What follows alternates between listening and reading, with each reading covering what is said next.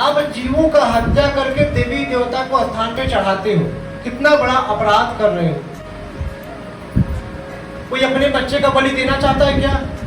कोई है जो अपने बच्चे का बलि दे? देवी देवता के स्थान पर मनोरथी पूरा करते अपने बच्चे का बलि देकर कोई है? तो जिस जीव का आप हत्या कर रहे हो वो भी तो किसी का बच्चा ही है, उसको भी तो पीड़ा होती है। अपने निजी स्वार्थ खातिर आप देवी देवताओं के नाम पर भी पाखंड कर रहे हैं और जीवों का हत्या कर रहे हैं। जो जीवों का हत्या करके देवी देवता के स्थान पे चढ़ाता है उसका जो जीवन होता है वो नर्क से भी बेहतर हो जाता है, बेकार हो जाता है। तो जब आप जीवों का हत्या करके किसी देवी देवता को चढ़ाते हैं तो जान जाइए कि आपकी कई पीढ़ी नर्क में चली जाएगी। ऐसा नहीं कि आप तुरंत पूरा कर रहे हैं तो इसका फल तुरंत मिल जाए, समय लग सकता है। आपके पास जब तक पुण्य रहेगा तब तक वो पाप दूर रहेगा। जैसे ही पुण्य नष्ट होगा वैसे ही जो पाप आप किए हो ना चारों तरफ से ऐसा घेरेगा इसमें से निकल नहीं पाओगे। बहुत बुरी तरह से वो पाप आपको घेर लेगा। फिर आप कहोगे कि मेरा जीवन इतना अच्छा से चल रहा था, मेरे जीवन में मेरे परिवार में क्या ऐसा हो गया जिससे हमारा गाड़ी बचती चली जा रही है, उबर ही नहीं रहा है।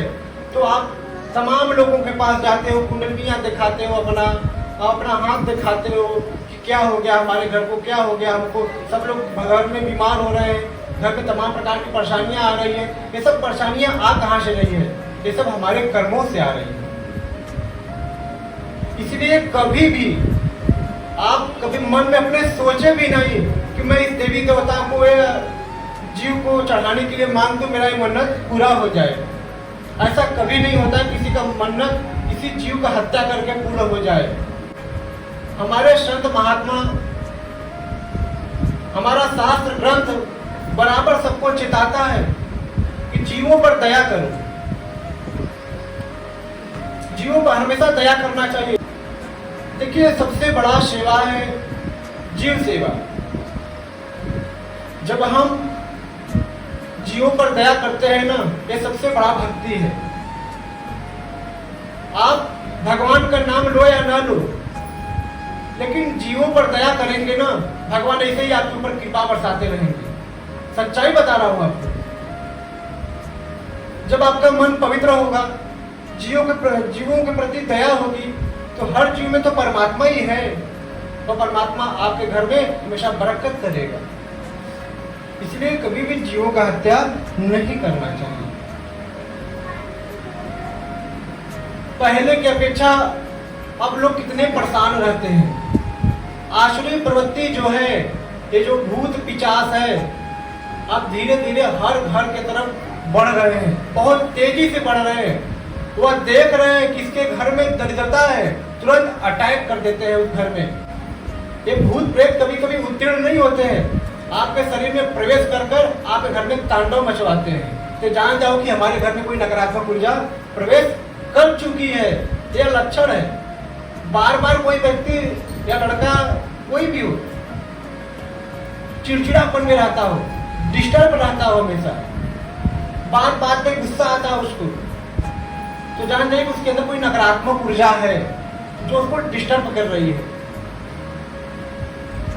तो नकारात्मक ऊर्जाएं सबसे ज्यादा जो लोगों की विचार गंदी हो रही है, जो लोगों का मन गंदा हो रहा है, ये भूत प्रेत को प्रवेश करने में बहुत आसानी हो जाती है। जब आपका मन हमेशा गंदगी की तरफ हो, आप हमेशा कपड़े जो पहनते हो गंदे कपड़े पहनते हैं, आप स्नान नहीं करते हो, तो उसके शरीर पर बहुत जल्दी ऐसे भूत प्रेत हावी हो जाते हैं। फिर आप कहोगे कि मेरे शरीर में क्या समस्या हो गई। एक रोग खत्म होता है तो दूसरा रोग उभर जाता है, तीसरा खत्म होता है तो चौथा उभर जाता है। आप दवा करते करते थक जाओगे, लेकिन वो जो रोग है वो खत्म होने वाला नहीं है। मतलब आपके घर में कोई पितृ दोष होगा या कोई भूत प्रेत का वास होगा। हाँ, सबसे ज्यादा भूत प्रेत की समस्या महिलाओं को क्यों होता है पता है? क्योंकि महिलाएं बहुत ज़्यादा गलतियाँ कहाँ करती है, अपने केस को खोलकर सोती है। ये जो बाल होते हैं जब उसको धो लेती है तो अपना इसको सुखवाने के लिए खोलकर अपना खाट पे सो जाती है बाल को लटका कर। इससे क्या होता है कि भूत प्रेत को बाल से प्रवेश करने में शरीर में बहुत आसानी होती है। सुन लीजिए, आराम ध्यान से सुनिएगा ये बात। जब महिलाएं बाल खोलकर सोती हैं, निद्रा में हो जाती हैं, तो जो निगेटिव ऊर्जाएं होती है ये बहुत आसान से शरीर में प्रवेश कर जाती है। मैं ऐसे बहुत केसेस भी देखा हूँ, बहुत लोगों की समस्या देखा हूँ कि लोग हर कई बार जो प्रेत होता है ऊपर आके बोल दिया है कि महाराज जी इसके बालों से मैं सोई थी, इसके बालों की तरह से मैं उसके अंदर प्रवेश कर गया। तो कभी भी बाल को खोल के नहीं सोना चाहिए महिलाओं को। दूसरी बात, जब भी आप कभी चौराहे की तरफ गए, जहाँ चौराहा होता है, तिराहा होता है, तो कभी कभी हम लोग क्या कह देते हैं, चलो चला जाए। तो चौराहे तिराहे पर अक्सर तंत्र टोटका किया रहता है, वहाँ पे प्रेत आत्माओं का वास होता है, वहाँ एक्सीडेंट हुआ रहता है, तो जो वहाँ प्रेत आत्मा होती है वो आपके साथ लग जाती है। तीसरी बात, जब आप कभी सुनसान जगह होते हो, जहाँ कोई नहीं होता, एकदम सुनसान जगह होता है, वहाँ पर कभी कभी आप नाम लेकर बुलाते हो अपने दोस्तों को, चला चला जाए घर पे, तो कभी कभी उस नाम का प्रेत उस जगह रहता है तो वो आपके साथ लग जाता है। यह सब चीजें मैं देखिए मतलब अपने आंखों से देखा हूँ, सब चीजों को, ऐसी समस्याओं को मैं देखा हूँ, तब मैं आपको बता रहा हूँ। तो आप ऐसे गलतियां कभी भी ना करें। और महिलाओं को कभी भी, आजकल लोग शादी विवाह में महिलाएं जाती है ना, तो बाल को खूब लहराते हुए जाती है खोलकर छोटा। हाँ, वो जो प्रेत होता है वो भी बोलता है कि मैं आता हूँ छोटा खोली हूँ। तो क्या करता है पीछे से उसके बाल से वो शरीर में प्रवेश कर जाता है। ये सच्चाई बता रहा हूँ, ये कोई ऐसी ही सुनी सुनाई बात नहीं है। कितने लोगों की बात आप सुने होंगे कि वो शादी में जा रही थी, रास्ते में प्रेत पकड़ लिया। अक्सर लोग सुनने को मिलता है, क्योंकि महिलाएं जब शादी विवाह में जाती तो अक्सर अपना बाल खोल के जाती हैं। पहले क्या होता था, जो हमारी माताएं लोग होती थी, जब कहीं बाहर जाना होता था या खेत में जाना होता था तो अपने बाल को बांध के जाती थी। हया नहीं है, वो अपने बाल को हमेशा बांध के जाती थी। तो कभी भी आप बाहर निकलिए तो अपने बाल को बांध के निकलिए, और घर में तो कभी भी भूल कर भी बाल खोलकर नहीं सोना चाहिए। कभी कभी लोग बाल खोलकर सो जाते हैं, लेकिन जब उठते हैं तो शरीर कुछ समय के लिए भारी हो जाता है, माथा लगता है कि भारी है, मतलब चक्कर जैसा आ रहा है। कभी कभी होता है ना, मतलब नकारात्मक ऊर्जाएं प्रभाव डालना चाहती है, लेकिन आपके पास कुछ पुण्य है, कुछ अग्नि तत्व तो आपके अंदर है, इसलिए वो अपना पूर्ण रूप से पूरा हावी नहीं हो पाती है उस अग्नि तत्व की वजह से। ये सब चीजों पर विशेष ध्यान दीजिए आप। देखिए कलयुग है, कलयुग में जहां भी गलती करोगे प्रेत आत्मा तुरंत शरीर में आपके प्रवेश कर आपके जीवन को चौपट कर देगा। आप दवा करते करते थक जाओगे, जब धन दौलत घर में होगा सब समाप्त हो जाएगा। इसलिए आप अपने घर में भजन करिए, शास्त्रीय पद्धति से रहिए, सत्संग सुनिए। सत्संग सुनने से क्या होता है कि अगर हमारे शरीर में कोई भूत प्रेत वास करता हो, हमको पता नहीं लगता हो, आपको पता नहीं लग रहा है कि हमारे शरीर में प्रेत आत्मा भी है, या कोई पित्र परेशान कर रहा है, आपके शरीर में तरह तरह के रोग उत्पन्न कर रहा है, आप दवा कर रहे हो लेकिन ठीक नहीं हो रहे हो, आप दवा करते जा रहे हो, आपको पता एकदम नहीं लग पा रहा है कि हमको हो क्या गया है। जब आप सत्संग में बैठते हो तो जो पित्र हो या प्रेत हो, कोई निशाचर हो, वो आपका साथ धीरे धीरे छोड़ने लगता है। सत्संग का ऐसा प्रभाव आपके ऊपर पड़ जाता है कि ऐसी गंदी चीजें आपसे 10 हाथ दूरी बनाकर आपको प्रणाम करके फिर निकल लेती है। यह है सत्संग का प्रभाव। मैं क्यों बार बार कहता हूँ कि सत्संग में बैठो, गुरु वाणी को सुनो। गुरु वाणी का जब सुनोगे तो आपके घर में तरक्की होगा, विकास होगा, उन्नति होगा। आपके घर में उन्नति क्यों नहीं हो पाती है, या कभी कभी जीवन में उन्नति होता है लेकिन आपका उन्नति बीच में ही रुक जाती है। काम सब कुछ अच्छा चलता रहता है, जैसे ही आप आगे बढ़ते हो वैसे ही आपका काम बिगड़ने लगता है। ये नकारात्मक ऊर्जा जो होती है अपना प्रभाव आपके घर पर, आपके ऊपर डाल देती है। इसलिए कभी भी आप मन में ऐसे कोई विचार ना रखें जिससे प्रेत आत्मा आपके शरीर में प्रवेश कर जाए। हमेशा घर में साफ सफाई करके रखना चाहिए घर को। कितने लोगों को घर में देखा जाए तो ऐसे ही बिस्तर पड़ा है, सो के उठेंगे राजा मंदिर बिस्तर छोड़ देंगे। हम तो कहते हैं उसके घर में सबसे ज्यादा रोग होंगे, या वो कितनों मेहनत करके कमाई करके पैसा घर में लाता होगा लेकिन बचता नहीं होगा, ऐसा शास्त्र कहता है। इसलिए आपके पास एक झोपड़ी क्यों न हो, उसी को सजा के रखिए। जो आप कपड़े पहनते हैं उस कपड़े को साफ करके पहनिए, फटा कपड़ा है तो उसको सील के पहनिए। सबसे ज्यादा घर में दरिद्रता कपड़े की वजह से आती है। लोगों के अंदर जो नकारात्मक ऊर्जाएं प्रवेश कर जाती है या कपड़े की वजह से और शरीर की बदबू की वजह से भी प्रवेश कर जाती है, जिससे आप स्नान न करो, आप गंदे वही कपड़े आज पहने, वही कपड़े कल भी पहने, वही कपड़े परसों भी पहने।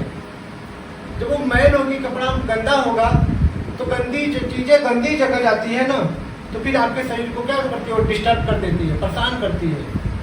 ये सब चीजों पर ध्यान दीजिए। गांव में लोग बहुत सारा गलतियां करते हैं, एक ही कपड़े को 10-10 दिन पहनेंगे, चाप के एकदम पहनते हैं, कोई दिक्कत नहीं है, निर्मा सोना जो साबुन सब बचेगा। उसको बचाने के चक्कर में जो 1000-2000 आप दवाई कर दोगे, डॉक्टर को दे आओगे, उतने में तो चट्टे कपड़ा खरीदोगे नया।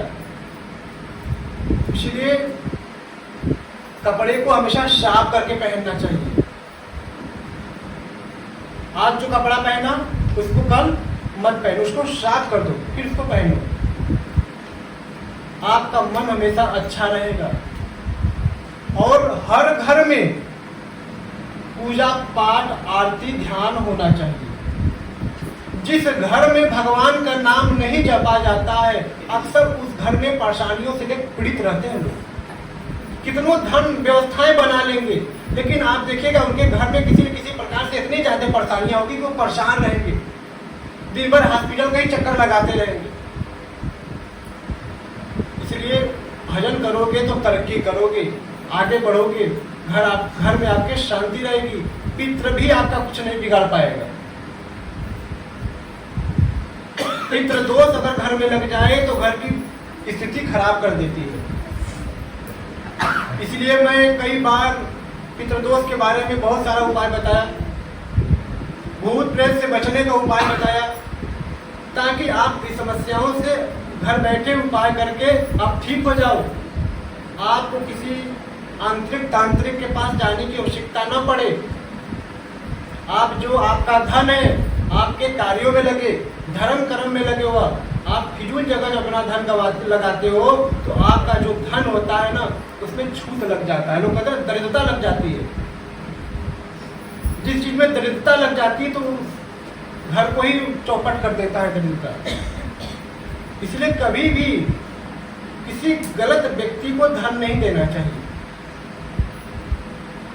जैसे कोई मांगा कि हमको शराब पीने के लिए पैसा दे दो, तो आप तुरंत पॉकेट से निकालते हो, दे देते हो, ले जाओ खूब पियो, खर्चा कर रहा हूँ। लेकिन आपको लगता है ना कि मैं इसको ये काम के लिए पैसा दे रहा हूँ, मेरा ये काम कर रहा है, लेकिन पीछे से आपका 2-4 हज़ार भी नुकसान हो जाए कहीं, लेकिन आपको पता नहीं लग पाता है, महसूस नहीं लग पाता है। फिर कहते हो कि मेरा यहाँ नुकसान हो गया 2000 का, मतलब उसकी भरपाई है, आपको जरा भी महसूस नहीं हो पाता है। ये कलयुग है साहब, इस कलयुग में सब उल्टा चलेंगे, सबका जो मन होगा ना उल्टा चलेगा, किसी का मन भगवान में नहीं लगेगा। ये आश्री प्रवृत्ति का सबसे ज्यादा प्रभाव होगा समाज में, और उसी का बोलबाला होगा। हर व्यक्ति पीड़ा से चिल्लाएगा, चीखेगा, फिर भी वह सत्य को मानने को तैयार नहीं होगा, भगवान को मानने को तैयार नहीं होगा, क्योंकि जो उसके अंदर आश्री प्रवृत्ति बैठ चुकी है उसको पीड़ा होगी, दर्द होगा, लेकिन फिर भी वह भगवान की तरफ झुकाव नहीं करेगा। क्योंकि भूत प्रेत कभी ये नहीं चाहते कि ये भगवान का नाम ले, भूत प्रेत कभी ये नहीं चाहता कि इसके घर में भजन ध्यान हो। तो आप अपने घर में भजन ध्यान करेंगे तो आपके घर में 90% लोग तो ऐसे ही साइड रहेगा। मैं एक ऐसा उपाय आज आपको देता हूं जिससे आप हर समस्या का समाधान कर सकते हो। मात्र जल से, पानी से जो आप पीते हो, इस जल से अपने घर का समस्या को समाधान कर सकते हो। आप बोलोगे महाराज जी जल से कैसे समाधान? जल में तो वो ताकत है, वो पावर है जो हर ऊर्जा को चेंज कर सकता है। शक्ति है जल में। जल में अगर डूब गए तो मर जाओगे, है कि नहीं? अग्नि का कितना तेज प्रभाव उसको बुझा देगी, वो जल में पावर है। तो मात्र थोड़े से जल से आप अपनी बीमारियों को दूर कर सकते हैं। आप अपने घर के जो नकारात्मक ऊर्जाएं हैं उसको भी भगा सकते हैं मात्र जल से। तो ध्यान से सुनिएगा, आप जिस भी इष्ट को मानते हैं, जिस भी परमात्मा को मानते हैं, आप जब उस परमात्मा के सानिध्य में बैठकर भजन करने के लिए बैठते हैं, धूप दीप पुष्प चढ़ाकर, तो अपने पास एक छोटे से कोई पात्र रख लो जिसको आप यूज न करते हो, उसमें थोड़ा जल, थोड़ा गंगा जल डालकर आप भजन करो। जिस भी मंत्र का आप उच्चारण करते हो उस मंत्र का आप उच्चारण करो। अगर आप हनुमान चालीसा का पाठ करते हो, बजरंग बाण का पाठ करते हो, तो बजरंग बाण और हनुमान चालीसा का पाठ करने के बाद उस जल को हाथ में लेकर हनुमान जी का स्मरण करके उस जल को अपने ऊपर छाता लगा कर थोड़ा सा अपने भी पालो, अपने पूरे घर में छिड़क दो और अपने पूरे परिवार के सदस्य को पवा दो। उसके शरीर में कैसे भी भूत प्रेत हो या उसके शरीर में कैसा भी रोग हो, वह दवा नहीं काम करता है रोग पर। आप देखिएगा 4 दिन के बाद 5वें दिन दवा पर काम करने लगेगा उस रोग पर। आप करके देखिएगा। देखिए, विश्वास होना चाहिए, श्रद्धा, विश्वास, समर्पण। जब आप विधि पूर्वक नियम से, जब आप हनुमान चालीसा बजरंग बाण का पाठ करके जब उस रोगी को जल पवाते हो, तो मैं इस व्यास गद्दी से बोल रहा हूँ, 5वें दिन नहीं जाएगा, उसको राहत चालू हो जाएगा, निश्चित चालू हो जाएगा। समर्पण होकर तो देखो कि प्रभु बस तुम्हारे पे ही हो गया हूँ, अब जो करना है तो तुम ही को करना है। हाँ? सारा रोग खत्म हो जाएगा। भूत पिशाच से निकट नहीं आवे, महावीर जब नाम सुनावे। जब महावीर खड़े हो जाएंगे तो भूत पिशाच कहां से आएगा? नासे रोग हरे सब पीरा, जपत निरंतर हनुमत बीरा। रोग खत्म, जब हनुमान जी का नाम लोगे तो रोग भी खत्म हो जाएगा, नाश हो जाएगा। इसीलिए हर घर में तो मैं कहता हूँ सब बच्चों को हनुमान चालीसा का भी पाठ करना चाहिए। जितने पढ़ने वाले बच्चे हैं सबको करना चाहिए, जिसको नहीं आता है वो मोबाइल में सुने। इससे क्या होता है कि आपके अंदर भगवान बल बुद्धि देते हैं, आपके अंदर की जो नकारात्मक ऊर्जाएं हैं वह बाहर भागती है। अगर आप किसी और मंत्र का पाठ करते हो, तो किसी और इष्ट को मानते हो, तो उस इष्ट के सामने बैठकर अब उस जल को रखकर अब उस इष्ट का मंत्र, कोई ना कोई होता है ना, हर इष्ट का कोई ना कोई मंत्र, आप उस मंत्र का जप करके उस रोगी को आप जल पवाओ, उससे भी उसको राहत हो जाए। हमारे मंत्रों में बहुत ताकत है, बहुत शक्ति है, लेकिन मंत्र कब काम करता है? जब आपके अंदर पवित्रता होता है, जब आपका मन शुद्ध होता है, आपका खान पान अच्छा होता है और विधि पूर्वक भगवान के अपने जीवन को समर्पित करके आप उस मंत्र का जब जप करते हो, तो वह मंत्र इतनी प्रभावशाली हो जाता है कि इसके बारे में कुछ कह ही नहीं सकता। इतना पावरफुल मंत्र हो जाएगा। मात्र आपके मुख से जब वो मंत्र उच्चारण होता है ना, तो जो जल पास में रखे हो उसमें ऐसी ताकत हो जाएगी, उस जल को पीते ही कैसे रोग हो जाएगा, रोग है वो भी नष्ट होने लगेगा। लेकिन देखिए, डॉक्टर दवा देता है तो कुछ परहेज भी बताता है, जब उस परहेज को करते हैं तो दवा जल्दी काम करता है। तो मंत्र आपके ऊपर कब काम करता है? जब आपका खान पान जो परहेज साधु संतों द्वारा, शास्त्रों द्वारा बताया जाता है, जब उस परहेज को करके हम उस मंत्र का उच्चारण करते हैं, तो हमारी जो समस्या है वो बहुत जल्द से जल्द समाप्त हो जाती है। समझ में आ रहे हैं? हाँ। लेकिन आप कहते हो कि महाराज जी मैं तो आपसे लगा हूँ, आपके 6 महीना से, 4 महीना से, समस्या का समाधान काहे नहीं हो? भैया, समस्या का समाधान कैसे होगा? महाराज जी जो बोल रहे हैं वो आप करने को तैयार नहीं है, मन में पाखंड रखे हो, बस इच्छा भरी हुई है, भगवान के प्रति 1% भी समर्पण नहीं है, श्रद्धा नहीं है। तो मैं ऐसे लोग, तो मैं बार बार ऐसे लोगों को कहता हूँ, भैया घर पे ही रहो, काहे को यहाँ भीड़ करोगे? ऐसे भी जब बैठने की जगह कम है, हाँ? घर पे ही राम राम करो।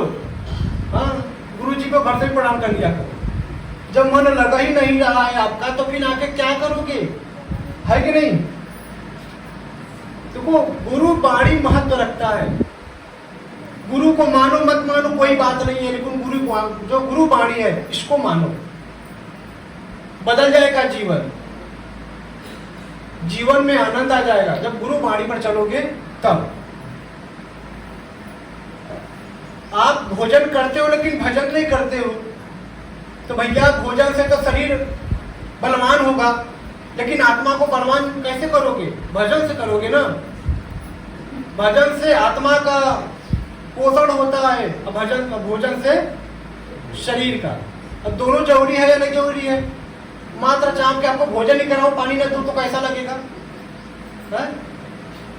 तब तो पानी में जब व्याकुल हो जाओगे, बोलोगे नहीं भोजन हटाओ पहले पानी लाओ। तो आप जल भी पीते हो, भोजन भी करते हो। ऐसे ही इस शरीर का पोषण के लिए आप भोजन करते हो और आत्मा के पोषण के लिए भजन करना चाहिए, तब आपका मन मस्तिष्क बुद्धि बलवान होगा। हाँ, अच्छा कोई जो पढ़ने वाले व्यक्ति होते, बच्चे होते हैं, अपने बच्चों को बताते ना, जो पढ़ने वाले बच्चे होते हैं अगर बहुत कमजोर हैं, वह कोई चीज को बार बार याद करते हैं लेकिन उनके दिमाग में कैच नहीं हो पाता है। वो बहुत मेहनत भी करते हैं लेकिन उनको सफलता नहीं मिल पाती है, तो बस वो हनुमान चालीसा पढ़ना स्टार्ट करते हैं। मैं व्यास गति से बोल रहा हूं, हनुमान चालीसा विधि पूर्वक पढ़ना स्टार्ट कर दे नियम से। आप देखिएगा बहुत समय नहीं बीतेगा, इसके जीवन में चमत्कार होने लगेंगे। विश्वास करके देख लो एक बार। अगर आपके जीवन में समस्या आ रही है, पीड़ा आ रही है, आपकी गृहस्थी जीवन अच्छे से नहीं चल पा रही है, तो एक बार हनुमान जी पर समर्पण होकर और हनुमान चालीसा पढ़ना स्टार्ट कर दो। घर में धूप दीप आरती करना स्टार्ट कर दो और हनुमान चालीसा जोर जोर से घर में उच्चारण करो, देखना घर की स्थिति बदल जाएगी। पाखंड से नहीं कि हनुमान चालीसा पढ़ रहे हैं और दिमाग है भोजन पर, घर में पकौड़ी बन रहा है। हाँ, पहले पकौड़ी खा के आओ। किसी चीज को अगर हम सिद्ध करना चाहते हैं तो उसमें समर्पण होना चाहिए, उसमें ध्यान होना चाहिए। जब तक उसमें हम डूबेंगे नहीं तब तक उसका मजा नहीं ले पाओगे। उसमें डूबो, तो कोई भी मंत्र का जब आप उच्चारण करते हो तो ध्यान पूर्वक करोगे तो वह आपके घर में आपके ऊपर काम करता है। समझ रहे हो? ऐसे नहीं काम करता है। तो ये पाखंड करने से कोई फायदा नहीं है, आप पहले भी जान जाओ। जो पाखंड करता है भगवान के नाम पर, हाँ उसका काम किसी प्रकार से अगर बन भी जाए तो बहुत काम उसका बनने वाला नहीं है, वो तो उसके कर्म था, वो जो होने वाला था वो हो गया। लेकिन जब आप भगवान के अनुकूल चलकर आप भक्ति करते हो तो आपके जीवन में बहुत कुछ मिलता है, आप अपने जीवन में बहुत कुछ प्राप्त करते हो। पाखंड छोड़ दो। देवी देवता को बस माला चढ़ा रहे हो, धूप लगा रहे हो, दीप लगा रहे हो, मन 1% नहीं बदल रहा है, मत करो। समय फालतू मत लगाओ। भगवान में लगना है तो श्रद्धा से लगो, विश्वास से लगो। देखो आप भगवान में लगे हो, भगवान में आपकी श्रद्धा है, विश्वास है, तो दुनिया का कोई व्यक्ति आपको डिस्टर्ब नहीं कर सकता है। जिसके साथ वह परमात्मा है, जाके राके साइयां मार सके ना कोई।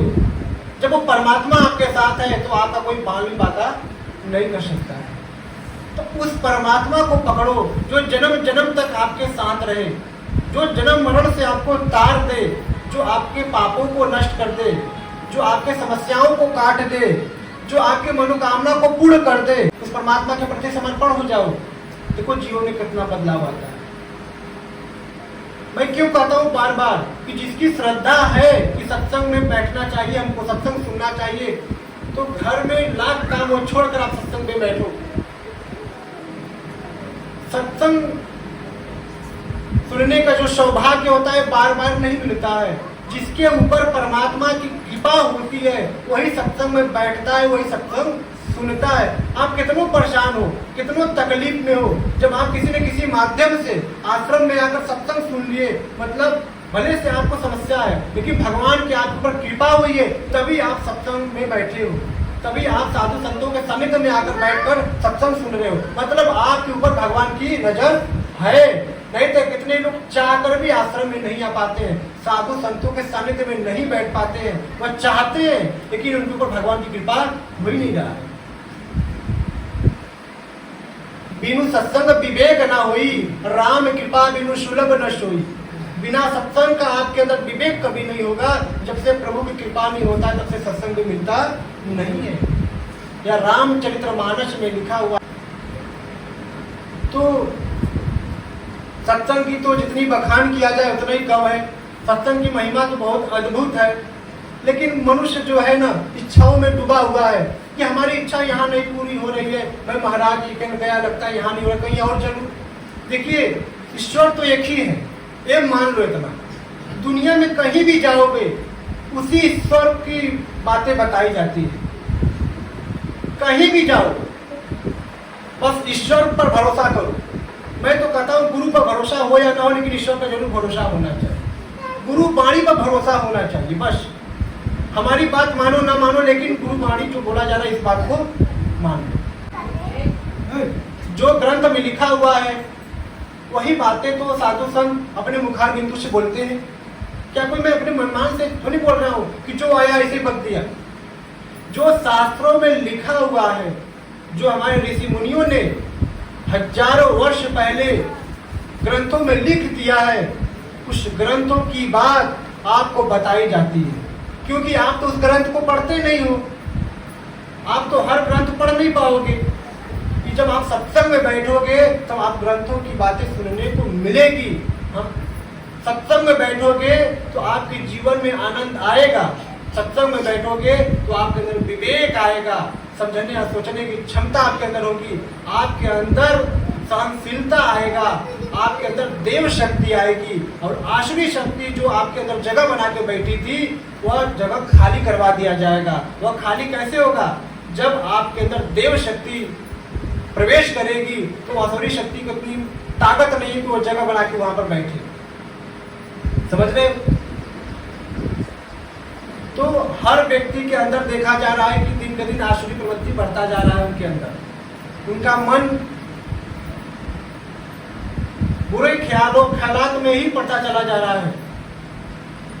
तो उस गंदगी से बाहर मात्र सत्संग निकलता है। जब आप सत्संग सुनोगे तभी आपके जीवन में आनंद आएगा।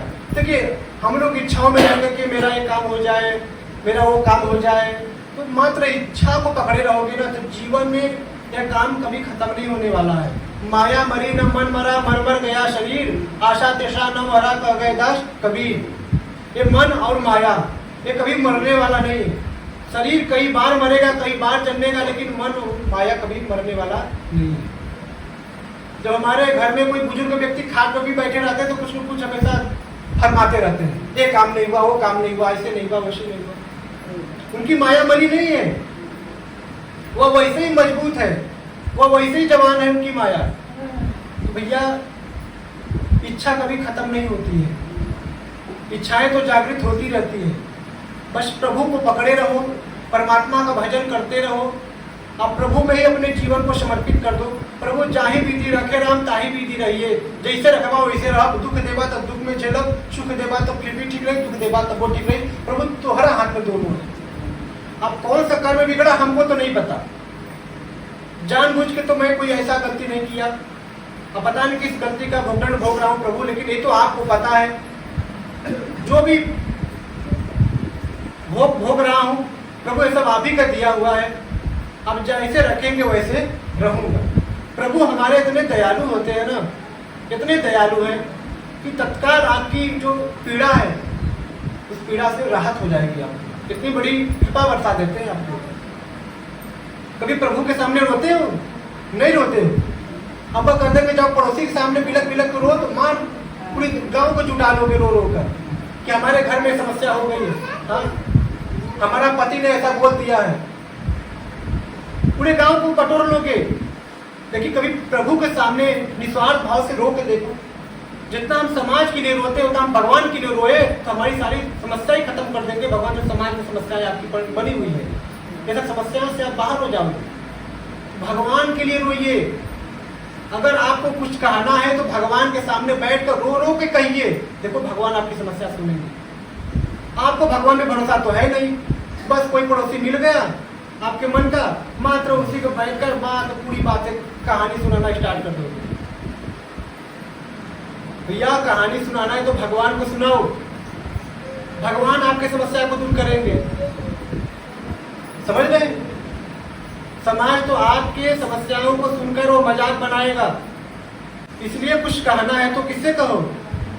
भगवान से कहो। और व्यस्त रहो, मस्त रहो, अपने काम में व्यस्त रहना, किसी का बुराई ज्यादा करके पापों का ढेर अपने ऊपर मत रख लेना। ऐसे ही कई जन्म का पाप ऊपर लदा हुआ है, पता नहीं लग रहा है, फिर भी और पाप लाद लोगे।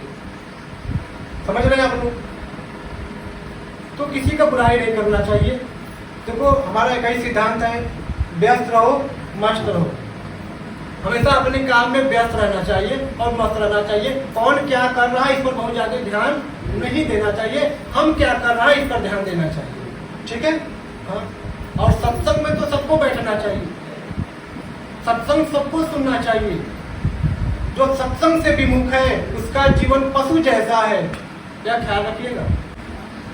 मैं कितने लोगों के घर में देखा हूँ, देवी देवता का फोटो रखे रहते हैं और उस घर में मांस बनता है, और उस घर का जो चूल्हा है, उस चूल्हे पर जो मांस पका रहे हैं उसका धुआं उस देवी देवता के स्थान पर भी जाता है। जिस घर में देवी देवता का पूजा पाठ होता है, जिस घर में देवी देवता का फोटो होता है, उस घर में अगर मांस बनता है तो जान जाइए कि वो घर अपराधों से घिरता चला जाएगा। उस समय समझ में नहीं आएगा, लेकिन 10 साल, 4 साल, 2 साल जैसे ही समय बीतेगा, पुण्य उस घर की घटेगी। रहने वाले जो सदस्य उस घर में, उनकी पुण्य जैसे ही खत्म होगी, वैसे उस घर में इतना भयानक समस्या आएगी वो कभी सोची भी नहीं होगी। यह शास्त्र में लिखा हुआ है, इसलिए इस बात पर विशेष ध्यान रखना। हाँ।